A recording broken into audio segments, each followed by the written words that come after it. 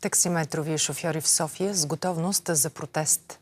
Сред основните причини за недоволството им е новата маркировка на столичния булевард Витоша, която към момента не позволява да има стоянки за таксита.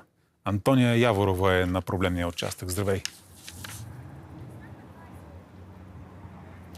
Здравейте! В момента се намирам на мястото, което е предназначено за стоянка на таксиметрови автомобили.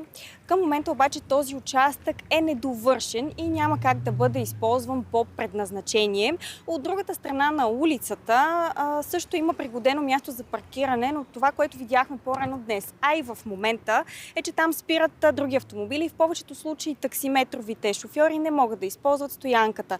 От бранша казват, че са готови да протестират, докато не бъде намерено решение на проблема им, а от столичната община казват, че до дни ще бъдат урегулирани местата за тях.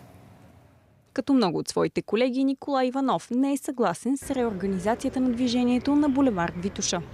Стоянката ни е унищожена, няма къде да паркираме ние, да изчакваме клиенти, когато има и някое събитие от НДК, примерно.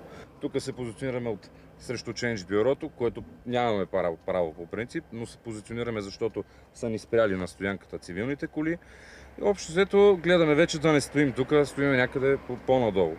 От Националния таксиметров синдикат казват, че браншът не е търсен във връзка с новите промени. Това е обект, който генерира много трафик.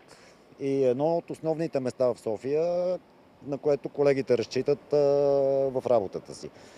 С това решение тази стоянка е унищожена. Илюстрацията на проблема е отсреща. Ето вижте, регламентирана таксиметрова стоянка. На нея има 1, 2, 3, 7 цивилни коли паркирани. Нито едно место реално, на което може да спре таксиметров автомобил. От столичната община обаче уверяват, че таксиметровите шофьори нямат повод за притеснение. Според проекта са предвидени 6 места, където да могат регламентирано да паркират.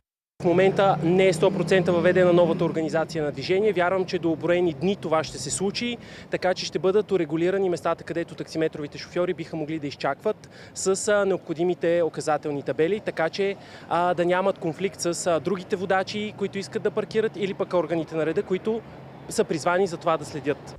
На фона на недоволството обаче има и доволни. За нас ще е по-добре като велосипедисти, за колите ще е проблем, може би, за движението и натоварването на трафика. За пешеходците е по-добре, защото тук беше определено рисково. За утре насрочена среща с Националния таксиметров синдикат по покана на заместник-кмета по транспорт. За BTV новините, Антония Яворова.